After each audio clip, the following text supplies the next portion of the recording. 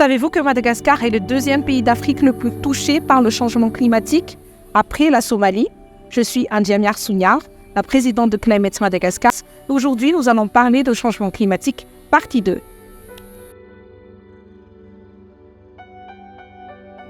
Alors, pourquoi la COP? La COP, notamment la conférence des parties, est l'une des conférences les plus importantes sur le changement climatique. Pourquoi? Parce que c'est la seule durant laquelle tous les chefs d'État des pays du monde se réunissent chaque année pour discuter du climat. Il y a 3 types de COP. Il y a la COP pour la désertification, la COP pour le changement climatique et enfin la COP pour la biodiversité. La plus populaire d'entre elles, notamment, c'est la COP pour le changement climatique. Elle est si importante, cette COP, parce que c'est la seule fois où on va discuter climat à un niveau high level, on va dire. C'est le sommet le plus haut parce que ce sont les chefs d'État eux-mêmes qui vont discuter changement climatique, qui vont discuter climat. Ils auront des délégations. Madagascar a une délégation qui va partir à la COP avec notamment le ministère de l'Environnement et du Développement durable, mais aussi avec nos négociateurs.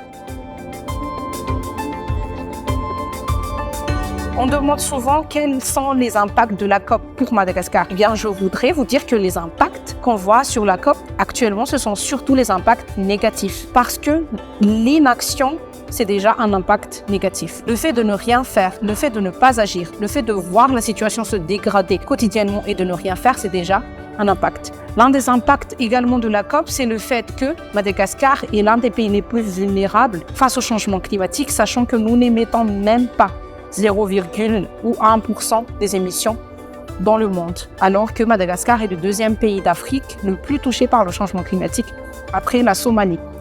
Là maintenant, avec la COP, on a plusieurs subventions à l'échelle internationale qui devraient nous permettre de nous adapter, qui devraient nous permettre d'échanger, mais aussi d'évoluer, de nous développer et ainsi d'être capables de contrer les effets du changement climatique. C'était Niar. Merci d'avoir suivi cet épisode jusqu'à la fin. À très bientôt. Suivez notre page, abonnez-vous, mettez des j'aime et à très vite.